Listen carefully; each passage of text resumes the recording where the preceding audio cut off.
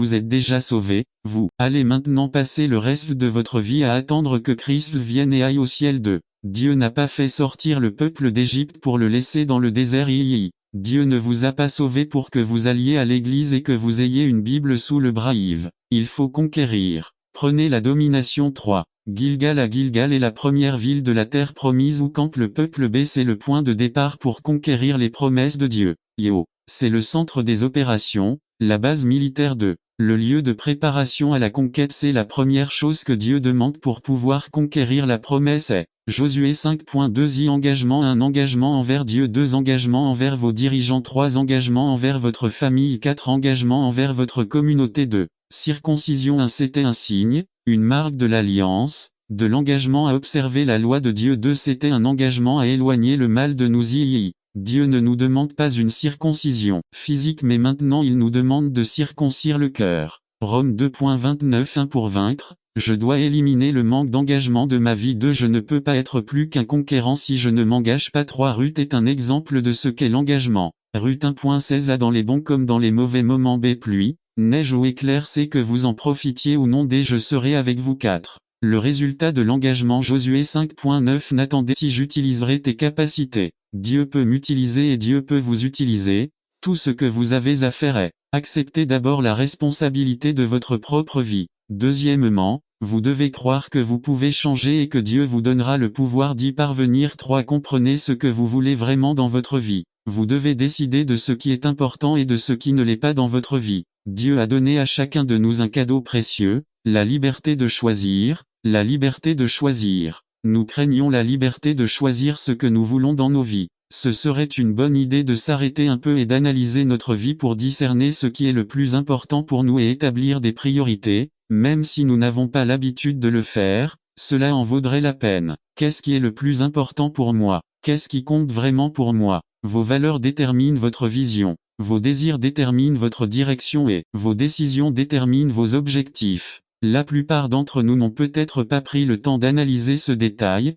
Peut-être disons-nous cette année, je veux être plus heureux mais nous n'avons pas arrêté d'analyser ce que nous devrions faire pour atteindre notre objectif. Nous devons prendre la décision de faire de notre vie la meilleure des meilleures. Je voudrais suggérer 3 sujets qui pourraient occuper la première place sur la liste. La relation avec Dieu devrait être la numéro 1. Qu'allez-vous faire la relation avec votre famille numéro 2?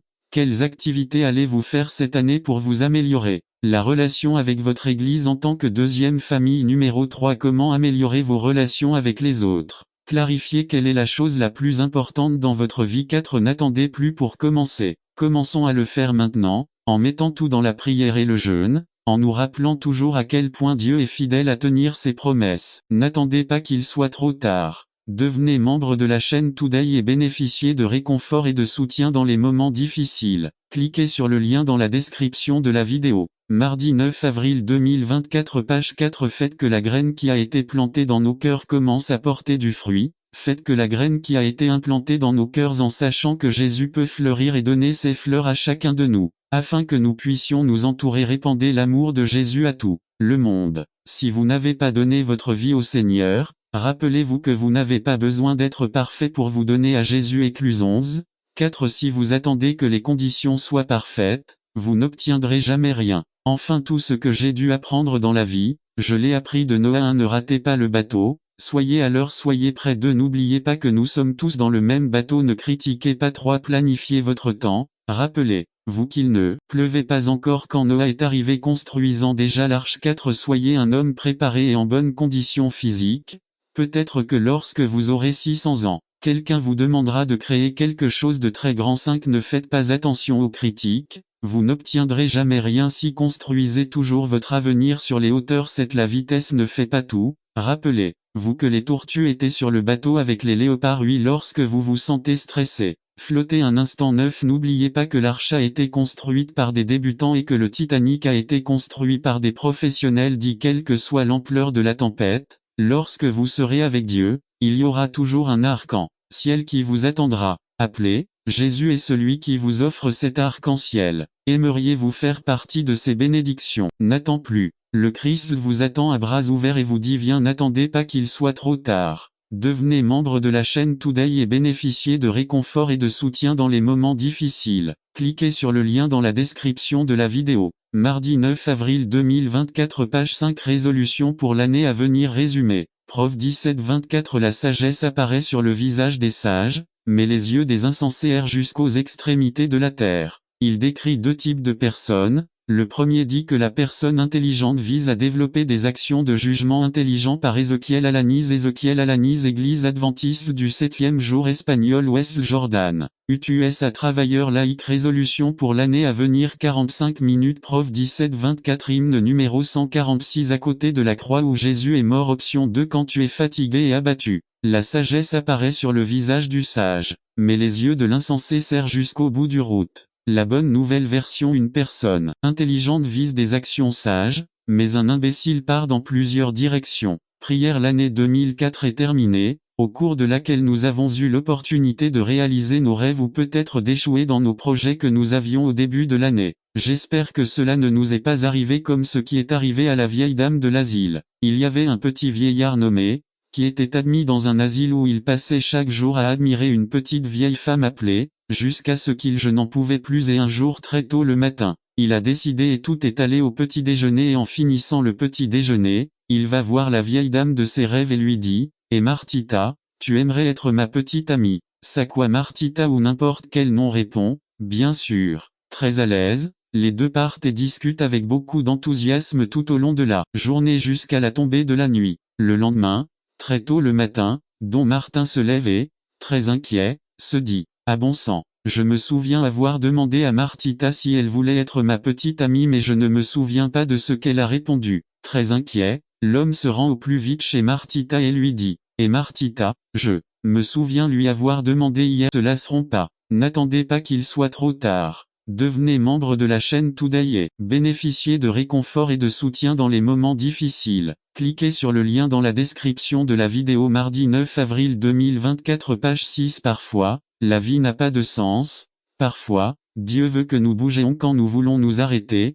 Parfois, Dieu nous dit, attendez lorsque nous voulons continuer notre vie et recommencer. Nous devons comprendre que le à 35. Alors Pierre s'approchant et lui dit, Seigneur, combien de fois pardonnerai-je à mon frère qui a péché contre moi jusqu'à 7h22 Jésus lui dit, je ne te dis pas jusqu'à 7, mais même jusqu'à 70 fois 23 septembre c'est pourquoi le royaume des cieux est comme un homme roi qui voulait régler ses comptes avec ses siens. N'attendez pas qu'il soit trop tard. Devenez membre de la chaîne Today et bénéficiez de réconfort et de soutien dans les moments difficiles. Cliquez sur le lien dans la description de la vidéo. Mardi 9 avril 2024 page un serviteur 24 et commençant à compter, on lui présenta un homme qui lui devait 10 000 talents 16 180 000 $ 25 mais cet homme, ne pouvant payer, son maître ordonna de le vendre, ainsi que sa femme et ses enfants, avec tout ce qu'il avait, et qu'il soit payé. 26 Alors ce serviteur se prosterna et l'adora, disant, Seigneur, sois patient avec moi,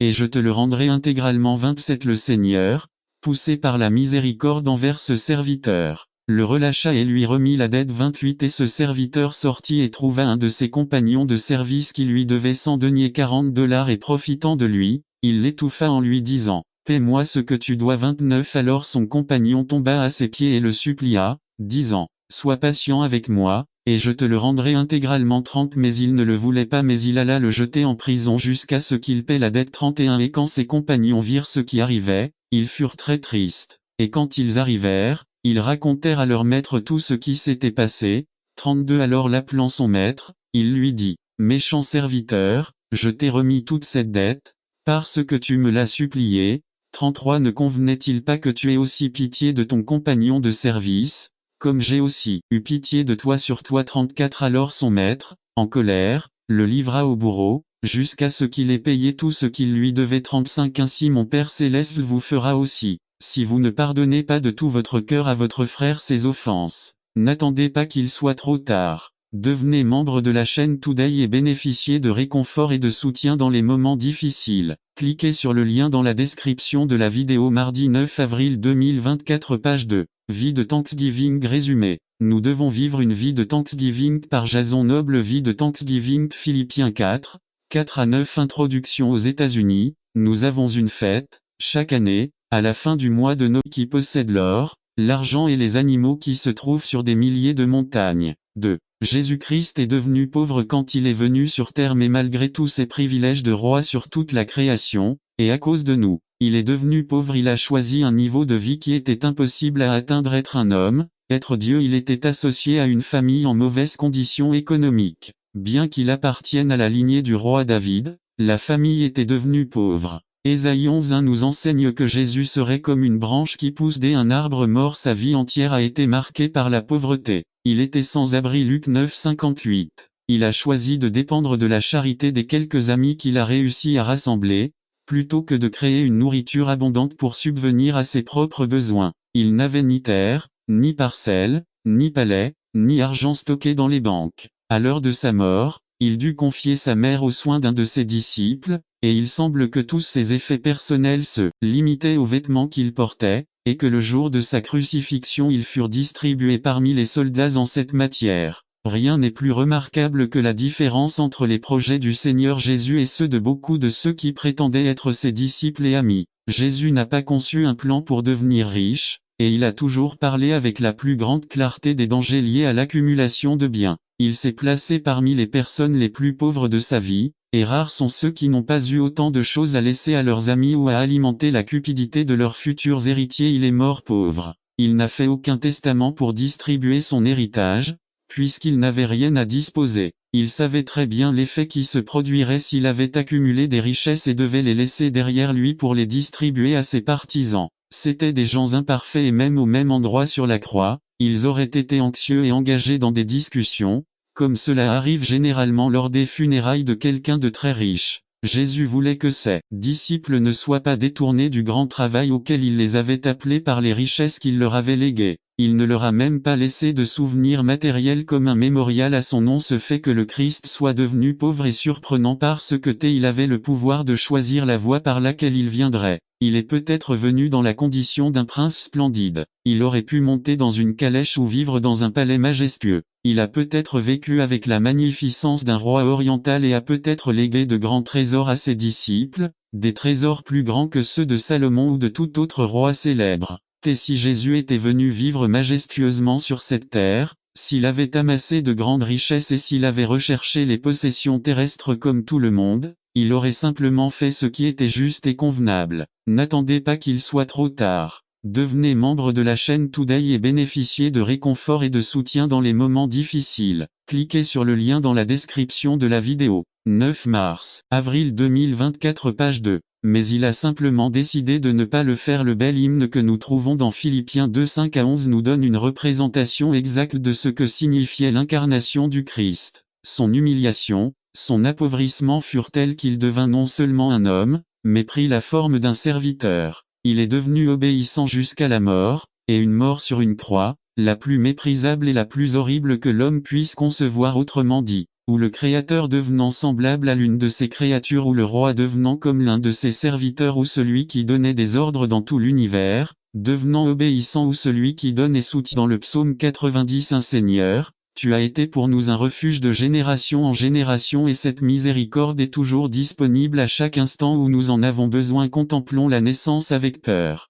mais aussi avec gratitude. Dans la mort du Christ, nous regardons le n'attendez pas qu'il soit trop tard. Devenez membre de la chaîne Today et bénéficiez de réconfort et de soutien dans les moments difficiles. Cliquez sur le lien dans la description de la vidéo. Mardi 9 avril 2024 page 2. Terrible que ce soit une offense au Dieu saint, mais nous regardons aussi la miséricorde et la grâce éternelle de Dieu pour le pardon qu'il nous a accordé. C'est ça l'amour. Dieu nous a aimés le premier et a envoyé son Fils pour être offert en sacrifice pour le pardon de nos péchés. 1 Jean 4, 10 Nif. Troisièmement, le chant de Marie apporte l'espérance, car il annonce que Dieu est le juge parfait. 51-53 Jésus est venu dans ce monde plein d'injustice, d'abus, de violence, d'abus, d'offenses, de mépris, pour ceux qui ne sont pas protégés, les pauvres, les oubliés, les rejetés. Notre société d'aujourd'hui réclame aussi désespérément que quelqu'un rende justice, que les coupables paient pour leurs crimes,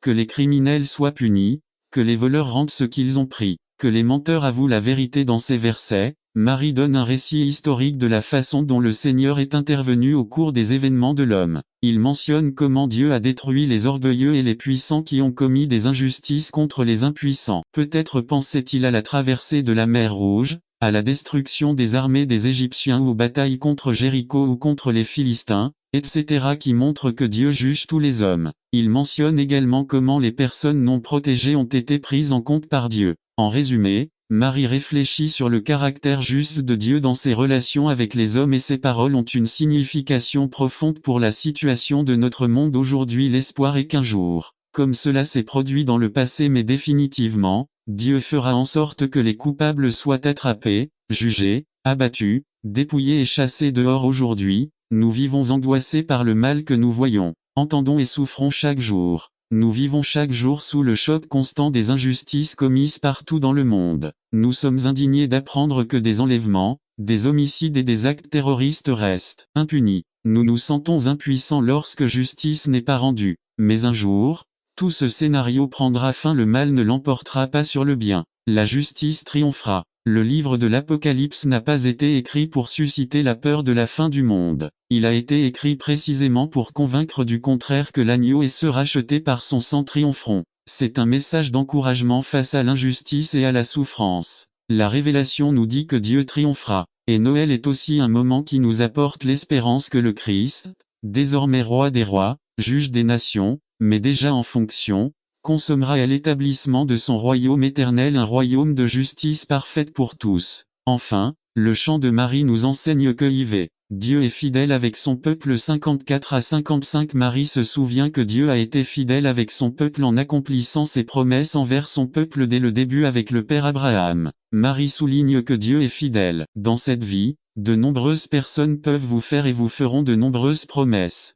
Notre président actuel a captivé beaucoup de gens avec tant de promesses de progrès et de bien-être dans son gouvernement, et même si 3 années de gouvernement se sont écoulées au cours desquelles nous avons très peu vu, nous continuons d'espérer que les choses s'amélioreront. Mais comme pour tout être humain, il existe une énorme possibilité que cela ne nous satisfasse pas. Cependant, vous pouvez être sûr d'une chose, Dieu tiendra absolument toutes ses promesses. La naissance du Messie Sauveur était l'une des nombreuses promesses accomplies que Dieu avait annoncées à son peuple. N'attendez pas qu'il soit trop tard. Devenez membre de la chaîne Today et bénéficiez de réconfort et de soutien dans les moments difficiles. Cliquez sur le lien dans la description de la vidéo. Mardi 9 avril 2024, page 3. Noël doit être un temps de foi et de confiance en Dieu, qui tient toujours toutes ses promesses. Dieu a promis un Sauveur et a accompli cette promesse en Jésus-Christ. Il l'a terminé à temps. Dieu n'est jamais en retard dans l'accomplissement de ses promesses. Si Dieu a décidé de faire quelque chose, il peut être sûr que rien ni personne ne l'arrêtera. Il est fidèle. Éprouvez-vous un besoin ces jours-ci? Vous sentez-vous inquiet à propos d'un problème? Écoute ce que te dit le Seigneur. Je ne te quitterai jamais. Je ne t'abandonnerai jamais. Je te tiendrai toujours avec ma main. Noël doit donc aussi être pour nous un message de confiance, car tout comme Dieu a ponctuellement tenu sa promesse d'envoyer son Fils pour nous, il réalisera toutes les promesses qui, comme l'hymne dit, ils sont notre puissante et unique source de soutien pour notre foi. Conclusion. Ce beau poème nous enseigne où notre objectif principal devrait être à Noël. Cela nous apprend à nous préparer ces jours-ci. Je vous exhorte à ne pas perdre de vue les questions les plus essentielles de la période que nous appelons Noël. N'oubliez pas de continuer à méditer et à vous réjouir du salut que Dieu nous a donné, ainsi que de sa miséricorde infinie qu'il nous a donnée en Christ. Ravivez l'espérance de voir un jour, ma fille. Conclusion. En tant que parents, nous devons faire attention à la formation que nous donnons à nos enfants. Dans ce processus, nous devons respecter leur individualité et nous efforcer de maintenir un climat chaud et sûr où nos enfants peuvent se développer sainement. La formation a besoin d'éléments qui ne s'achètent pas avec tout l'argent du monde, comme l'amour, des règles et des limites basées sur les valeurs et les principes de la parole et des paroles d'encouragement. Ils commencèrent à amener des enfants à Jésus pour qu'ils les touchent, mais les disciples réprimandèrent ceux qui les amenaient. Quand Jésus s'en rendit compte, il s'indigna et leur dit, « Laissez les enfants venir à moi, et ne les empêchez pas, car le royaume de Dieu appartient à ceux qui leur ressentent. N'attendez pas qu'il soit trop tard. Devenez membre de la chaîne Today et bénéficiez de réconfort et de soutien dans les moments difficiles. Cliquez sur le lien dans la description de la vidéo. Mardi 9 avril 2024, page 3. Que voyez-vous? Résumé. Êtes-vous sûr de savoir ce qui différenciait Jérémie de beaucoup d'autres à son époque? C'est un défi pour vous, prédicateur. Il parle également à l'Église du danger de continuer à pécher. Par Georges Alvarez. Que voyez-vous? Jérémie 1, 11 à 19. Introduction. Mayo 25, 2003. Servicio Vespertino en Ebenezer, Union City, Salo. Que Jérémie Miro es un recordatorio a la Iglesia de Wa que el comunicador de la palabra que vive en la lenura del Espíritu Santo recibe su mensage de Dieu. Avec autant de communicateurs, comme à l'époque de Jérémie, ils sont également nombreux aujourd'hui. Mais ce sont ceux qui sont remplis du Saint-Esprit qui communiquent un message biblique qui vient de Dieu. Il est donc très impératif que le pasteur et les dirigeants de l'Église d'aujourd'hui maintiennent une relation très saine avec Dieu. C'est alors que nous sommes les plus aptes à être utilisés par Dieu avec une grande puissance. Dieu donne à Jérémie une touche particulière. Voici, j'ai mis mes paroles dans ta bouche pour être inspiré et prêcher avec autorité. Jéhovah lui demande alors, que vois-tu? Jérémie a eu 2 visions qui lui communiquent les plans de Dieu pour son peuple. Notons également la communication que Jérémie entretient avec Jéhovah.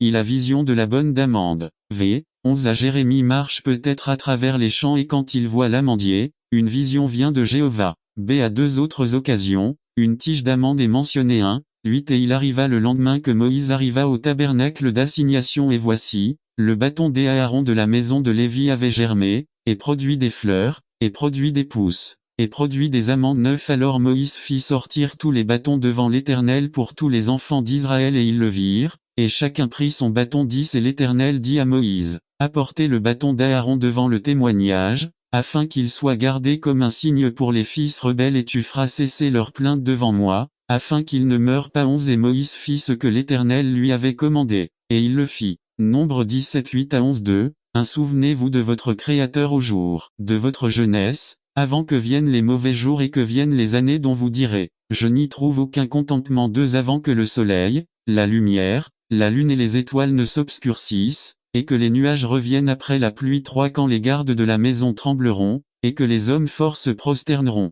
et que les dents cesseront parce qu'elles ont diminué, et que ceux qui regardent par les fenêtres seront obscurcis. 4 Et les portes extérieures seront fermées à cause du bruit de la meule quand il se lèvera au chant de l'oiseau, et que toutes les filles du champ seront abattues. 5 Quand ils craindront aussi ce qui est élevé, et qu'il y aura des terreurs sur le chemin et l'amandier fleurira, et la sauterelle sera un fardeau, et l'appétit sera perdu car l'homme va à sa demeure éternelle, et les personnes en deuil se promèneront dans les rues. N'attendez pas qu'il soit trop tard. Devenez membre de la chaîne Today et bénéficiez de réconfort et de soutien dans les moments difficiles. Cliquez sur le lien dans la description de la vidéo. Mardi 9 avril 2024 page 6 Avant que la chaîne d'argent soit brisée, et que le bol d'or soit brisé, et que la cruche soit brisée à la fontaine, et que la roue soit brisée au dessus du puits 7 Et la poussière retourne à la terre telle qu'elle était, et l'esprit retourne à Dieu qui l'a donné, lui vanité des vanités, dit le prédicateur, tout est vanité.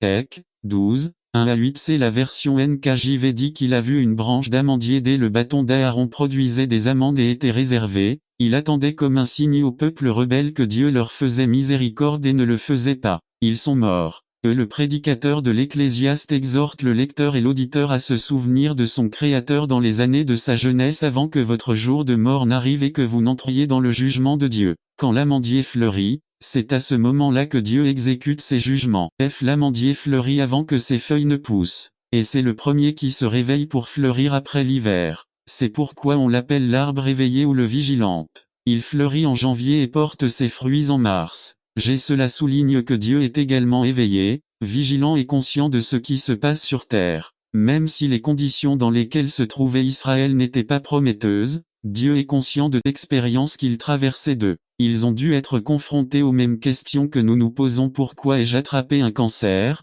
alors que j'ai si bien pris soin de moi? Pourquoi ai-je perdu ou n'ai-je pas trouvé de travail, si j'ai toujours essayé d'être fidèle? Pourquoi les tremblements de terre, les ouragans, la guerre, la dévastation? Parce que pourquoi 3. Le savez-vous? Santiago ne répond pas à ces questions, même si aborder ce sujet aurait été la chose la plus appropriée à l'époque. Le projet de Santiago n'est pas de résoudre l'ancienne question de savoir pourquoi un Dieu d'amour permet la souffrance. 4. L'intérêt de Jacques est simplement d'affirmer que Dieu n'est pas la cause d'épreuves externes, ni d'épreuves internes. La tentation. 5. La racine qui provoque la tentation ne vient pas de Dieu. Dieu ne peut pas être blâmé pour la tentation qui survient lorsque je suis seul à regarder une vidéo, ou lorsqu'aucune connaissance n'est là. On ne peut pas reprocher à Dieu d'être tenté de conduire à une vitesse excessive et d'avoir ensuite un accident. Et on ne peut pas blâmer Dieu pour mon entrée dans le monde parce qu'un membre d'église m'a méprisé, mon mari m'a trahi, le patron m'a viré, le migrant m'a attrapé de. Ne blâmons pas Dieu. James dit non, non, non. Ne blâmez pas Dieu. Il fait ce que les écrivains juifs ont commencé à faire après l'exil babylonien: dissocier Dieu, séparer Dieu de la souffrance possible que l'on peut avoir. Les écrivains de cette période, par exemple, ont fait ce qui suit. Ils ont pris les passages bibliques où Dieu est la cause de la souffrance et de la tentation et ont blâmé Satan. Sur la base de ce passage, je veux vous montrer 3 raisons pour lesquelles examiner la graine qui germe dans nos cœurs. Parce que nos paroles sont le fruit de ce que nous avons laissé germer. 12:33 à 34. Le moment où Jésus prononce ces paroles est très important puisqu'il a été accusé d'avoir accompli un miracle par la puissance de Satan. Le problème est que les chefs religieux, les pharisiens, attribuent au diable le miracle accompli par Dieu. Ce que Jésus montre, c'est que ce qu'ils disent exprime ce qu'il y a dans leur cœur. Cela signifie que nous devons faire attention aux sentiments que nous générons. Aussi, ce que nous avons laissé germer signifie à qui et dans quel sens nous ouvrons notre cœur. Le cœur est ce dont nous devons le plus prendre soin. Prof 4:23, car nos sentiments peuvent aussi nous tromper. JR 17:9. C'est pourquoi nous devons vivre par l'esprit et ne pas suivre les désirs de la nature pécheresse. Galates 5:16. Il est nécessaire que nous supprimions ce qui nous tourmente, surtout lorsqu'il y a une condition de péché. PS 32:1 à 5:2. Il est nécessaire d'examiner la graine qui germe dans nos cœurs car les paroles que nous prononçons révèlent ce que nous chérissons dans nos cœurs. 12:35. Ce passage montre que les mots révèlent ce qu'il y a dans le cœur. Parfois, les mots sont durs quand il y a de l'amertume et ils blessent. Prof 12:18. Le cœur plein de ressentiment prononce des paroles qui pénètrent comme des couteaux. PS 57:4. Les paroles peuvent produire la rébellion. Nombre 14:4. N'attendez pas qu'il soit trop tard. Devenez membre de la chaîne Today et bénéficiez de réconfort et de soutien dans les moments difficiles. Cliquez sur le lien dans la description de la vidéo. Mardi 9 avril 2024 page 1. Quand nous avons des doutes et de la peur, avec nos paroles nous semons le doute et l'incrédulité. Nombre 13:25 à 14:3. Lorsque nous entretenons des craintes, nos paroles affectent notre attitude. Nombre 13:31 à 33. Lorsqu'il y a de la méfiance et de la jalousie, nos paroles produisent une stagnation. Également dans l'église NB 12. Considérez encore une fois ce que vous chérissez dans votre cœur. 3. Il est également nécessaire d'examiner la graine qui germe dans nos cœurs car nos paroles ont un pouvoir de vie ou de mort. 12:36 à 37. Sans aucun doute, nous rendrons tout compte de nos actions devant Dieu. Mais ce passage nous montre aussi que nous rendrons compte des paroles que nous prononçons, c'est-à-dire des paroles dénuées de sens, vaines, malhonnêtes et offensantes. Le V36 fait référence à la déclaration verbale selon laquelle notre foi en Jésus nous donne une vie abondante. Romains 10:8 à 10. Mais aussi refuser de confesser Jésus comme Seigneur et propriétaire de nos vies entraînera la mort. De plus, nos paroles peuvent apporter la vie lorsque nous bénissons, ou la malédiction et la mort lorsque nous disons du mal aux gens. Prof 18:21. Les mots sont des graines que nous semons et qui, au moment voulu, germeront ou porteront du fruit. Prof 12:14.